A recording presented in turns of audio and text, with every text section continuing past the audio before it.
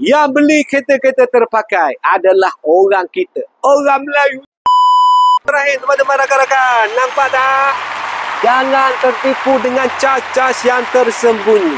Dalam minggu ini saja, aku menerima panggilan hampir 10-12 orang yang kena cas-cas, tertipu dengan cas-cas tersembunyi. Kau tengok sini, tekan sikit. Nampak tak?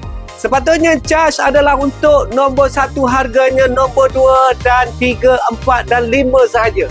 Bukan processing fee, bukan agreement fee, bukan admin fee. Yang ni dikatakan kepala bapak kau. Kepala bapak kau.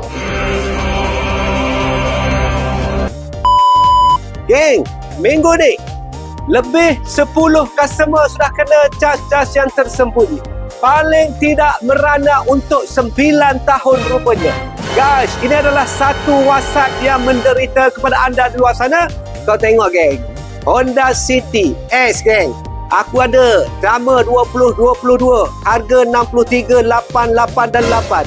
Insurans masuk 3,000, processing 3480, mampu kerah.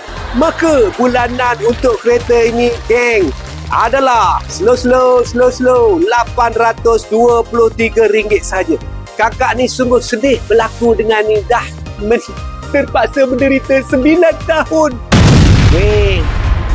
Maka mereka-mereka di luar sana, terutamanya orang Melayu geng, yang beli kereta-kereta terpakai adalah orang kita, orang Melayu. Supportlah saya, Cik Din Kanada.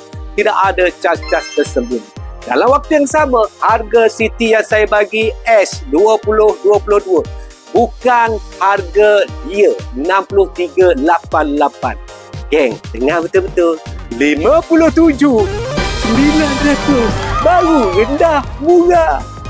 Maka guys, sesiapa yang nak beli kereta, datang jumpa saya guys, Cik Din Kanada. 32 tahun pengalaman geng. 32 tahun. 0123400034.